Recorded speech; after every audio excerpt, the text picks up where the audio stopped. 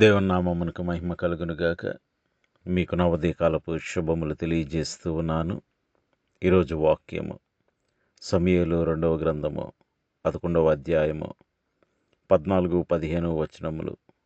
ఉదయమున దావీదు యుద్ధము మోపుగా జరుగుచున్న చోట ఉరియాను ముందు పెట్టి అతడు కొట్టబడి హతమగునట్లు నీవు అతని యొద్ద నుండి వెళ్ళిపొమ్మని యోవాబునకు ఉత్తరము వ్రాయించి ఊరియా చేత పంపించాను. దేవుడి వాక్యము ద్వారా నేడు మనతో మాట్లాడి మనము ఎవరి విషయంలోనూ మోసము చేయక, ద్రోహము చేయక, అందరి విషయంలో బహు జాగ్రత్త కలిగి జీవించే కృప దేవుడు మనలో ప్రతి ఒక్కరికి దయచేయునుగాక. ఆమేన్. గత వారము దినముల నుండి ఊరియా జీవితం నుండి అనేకమైన పాఠములు మనం నేర్చుకుంటూ ఉన్నాము. చూడండి, దావీదు అన్ని విషయములలో, అందరి విషయములలో నమ్మకముగా ఉన్నవాడే, కానీ ఊరియా విషయం వచ్చేసరికి అతడు ఎంతో అన్యాయం చేశాడు. దావీదు ఊరియాకు ద్రోహం చేశాడు.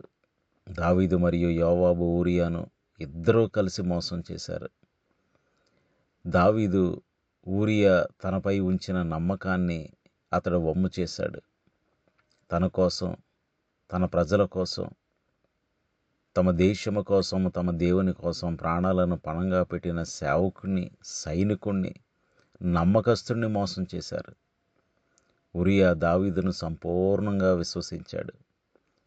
మరియు దావీదు తన ద్వారా యోవాబునకు పంపిన లేఖను గురించి అతడు ఏమాత్రమూ అనుమానించలేదు.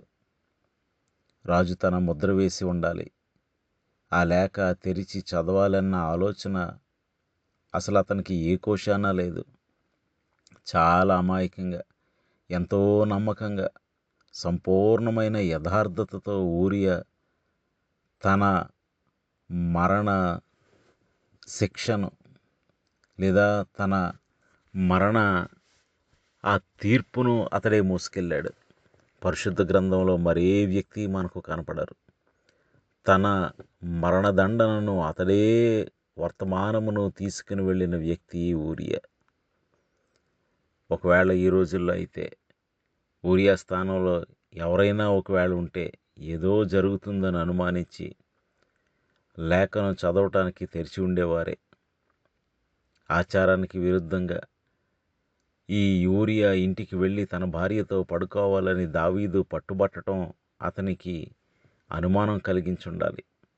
కానీ ఊరియా సంపూర్ణంగా దావీదును నమ్మాడు. ప్రియ సహోదరుడా, సహోదరి, దావీదు ఎంతో దుష్టత్వాన్ని చూపించాడు. ఊరియా తన మరణానికి దారితీసిన లేఖను అతడే మోసుకుని వెళ్ళాడు. అయితే ఊరియా సైన్యాధిపతి యోవాబు దావీదుతో కలిసి అతడు ఆ పాపంలో పాల్గొన్నాడు.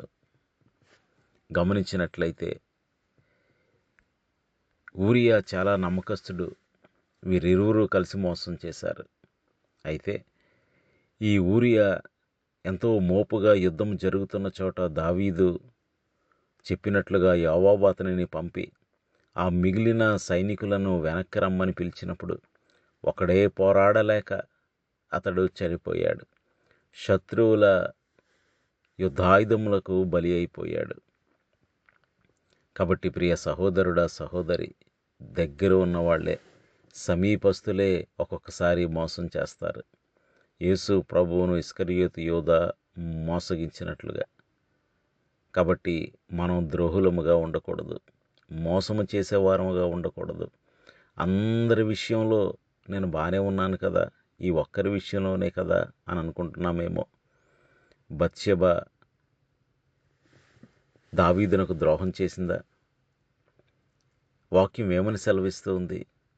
దావీదు బత్షెబతో శయనించే ముందు ఆమె పాత్ర గురించి బైబిల్ మనకి ఏమీ చెప్పటం లేదు. కానీ చాలామంది వ్యాఖ్యాతలు దావీదే బత్షెబాను బలవంతం చేశాడని అంగీకరిస్తున్నారు. ఆమె ఇష్టపూర్వకంగా అతనితో వ్యభిచారం చేసింది కాదని, దావీదే బలవంతంగా ఆమెను ఇబ్బంది పెట్టాడని, దావీదే దోషిగా ప్రవక్త అయిన నాతాను తెలియజేశాడు. చూడండి, నాతాను దావీదునకు చెప్పిన ఉపమానములు పేదవాడి గొర్రె పిల్లను ఆ ధనవంతుడు తీసుకున్నట్లుగా చెప్పాడు. అంతేకాని బత్షెబ అతనితో సంతోషంతోనే ఆ పాపము చేసినట్లు పరిశుద్ధ గ్రంథం సెలవివ్వటం లేదు. అందుకనే అతడు దూతలను పంపి ఆమెను తీసుకున్నాడు అని వ్రాయబడి ఉంది. ప్రియ సహోదరుడా, సహోదరి, అందుకనే వాక్యం ఏమని సెలవిస్తూ ఉంది? రాజులు మొదటి గ్రంథం 15వ అధ్యాయం 5వ వచనంలో, ఎందుకంటే దావీదు యెహోవా దృష్టికి సరైనది చేశాడు, కానీ హిత్తీయుడైన ఉరియా విషయంలో తప్ప తన జీవితాంతం ఆయన తనకు ఆజ్ఞాపించిన దేనిని అతడు విడిచిపెట్టలేదు అని వాక్యం సెలవిస్తుంది. కొత్త నిబంధనలో కూడా దావీదుకు సంబంధించి ఊరియా పేరును పరిశుద్ధ గ్రంథం ప్రస్తావించింది. మత్తయి సువార్త 1వ అధ్యాయం 6వ వచనంలో, యెషయి రాజైన దావీదును కనెను, ఊరియా భార్యగా ఉండిన ఆమె ద్వారా దావీదు సొలొమోనును కనెను అని వాక్యం సెలవిస్తుంది. కాబట్టి ప్రియ సహోదరుడా, సహోదరి, లోకము మనలను అదే విధంగా ముద్ర వేస్తుంది. పేతురు చూడండి, అతడు తర్వాత ఎంతో శాంత స్వభావి అయి ఎంతో నమ్మకంగా ఎన్నో శ్రమలను భరిస్తూ అతడు దేవుని కొరకు హతసాక్షి అయిపోయాడు. కానీ ఈ లోకం అతని దుడుకు పేతురుగానే జ్ఞాపకం చేసుకుంటుంది. గిద్యోను పరాక్రమవంతుడై యుద్ధములు జరిగించి తన ప్రజలకు విజయం అనుగ్రహించాడు. కానీ యుద్ధ రంగమందు నిలవటానికి కూడా భయపడే మనుషులు అతనిని పిరికివానుగా సంబోధిస్తారు. ఇక ఈ విధంగా చూచుకుంటూ పోయినట్లయితే రాహాబ్ అనే వ్యక్తి ఒక్కరే ఉన్నారు పరిశుద్ధ గ్రంథములో. కానీ రాహాబను వేశ్య అని సంబోధిస్తారు. కాబట్టి ప్రియ సహోదరుడా, సహోదరి, ఆమె నీతిమంతురాలుగా విశ్వాసము ద్వారా తీర్చబడినప్పటికీ ఆ విధమైన సంబోధన పరిపాటి అయిపోయింది. కాబట్టి ఇవన్నీ చూచినట్లయితే మనము అన్ని విషయములలో మంచిగా ఉండి ఒక్క విషయంలో తప్పిపోయినా అది జీవితం మీద ఎంతో బలమైన ముద్ర వేస్తుంది. కాబట్టి బహు జాగ్రత్త కలిగి ఎవ్వరికీ ద్రోహం చేయకుండా, ఎవ్వరినీ మోసం చేయకుండా, ప్రభువు మనలను గమనిస్తున్నాడన్న భయముతో, భక్తితో, శ్రద్ధతో, పరిశుద్ధతతో, యథార్థతతో జీవించాలి. దానికి తగిన ప్రతిఫలం ప్రభువు నుండి పొందుకుంటాము. ఒకవేళ పాపం చేశారా, ఖచ్చితంగా ఆ పాపం ఆ వ్యక్తిని వెంటాడుతుంది. నూతన నిబంధనలో కూడా దావీదు పేరు వచ్చేసరికి ఊరియా పేరు రాయబడింది. కాబట్టి ప్రియ సహోదరుడా, సహోదరి, సంవత్సరాలు గడిచిపోతున్న పరిశుద్ధ గ్రంథము ఊరియా పేరు దావీదు విషయంలో ప్రస్తావించింది. మరి నీ విషయంలో చాలా ఓపెన్గా, ఆనెస్ట్గా ప్రభు ప్రేరేపణను బట్టి అడుగుతూ ఉన్నాను. నీ విషయంలో ఒకవేళ రాయాల్సి వస్తే అలా నీవెవరికైనా మోసం చేసావని, ద్రోహం చేసావని, వారి విషయంలో నమ్మకంగా లేవని నీ పేరు పక్కన వారి పేరు రాయవలసి వస్తుందేమో ఒక్కసారి గమనించుకో. ప్రభు ప్రేమను బట్టి దేవుని సేవకునిగా వాక్యము సెలవిస్తున్నట్టు రీతిగా దావీదు పక్కన ఊరియా పేరు రాయబడినట్లుగా మన పేరు పక్కన ఎవరి పేరన్నా రాయబడుతుందా? దోషారోపణ చేయబడుతుందా? ప్రార్థన చేసుకుందాం. సర్వోన్నతుడును సర్వశక్తివంతుడు అయిన మా ప్రియ పరలోకపు తండ్రి, జీవం గల దేవా, దావీదు అందరి విషయంలో, అన్ని విషయములలో నమ్మకంగా ఉన్నప్పటికీ ఊరియా విషయంలో ఎంతో ద్రోహము, మోసము చేశాడు.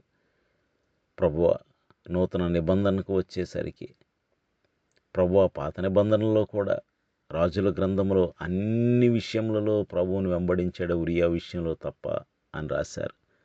నూతన నిబంధనకు వచ్చేసరికి దావీదు పక్కన అతడు చేసిన ద్రోహం చేసిన ఊరియా పేరు కూడా రాయబడింది. ప్రభువా, మరి ఈ దినాలలో ఒకవేళ మా పేర్ల పక్కన ఎవరి పేరైనా రాయబడే ఉండాల్సి వస్తే, ప్రభువా, ఎవరి పేరైనా రాయాల్సి వస్తుందేమో, మేము బహు జాగ్రత్త కలిగి, భయము కలిగి, భక్తి కలిగి, శ్రద్ధ కలిగి ఎవరి విషయంలోనూ మేము నీ వాక్యమును తప్పిపోక వాక్యానుసారమైన జీవితమును జీవించుటకు కృప చూపించండి. ఒకవేళ అన్యాయం చేసిన వాళ్ళు, అక్రమం చేసిన వాళ్ళు, మోసం చేసిన వారు ఉంటే పశ్చాత్తాపపడి వారికి న్యాయం జరిగించినట్లు సహాయం చేయండి. ఒకవేళ అన్యాయం పొందుతున్న వారుంటే వారి పక్షమున పోరాడువాడవు, న్యాయము జరిగించు దేవుడవు నీవే అని ఎరిగి భయముతో, భక్తితో, శ్రద్ధతో, బుద్ధితో జీవించే కృప మాలో ప్రతి ఒక్కరికి అనుగ్రహించమని మేలు చేయువాడైన యేసునామంలో స్తుతించి వినయముగా వేడుకొనుచున్నాము తండ్రి. ఆమేన్. మీ అందరికీ నా వందనములు. ప్రభు పరిచర్యలో మీ సహోదరుడు దిలీప్ బాబు.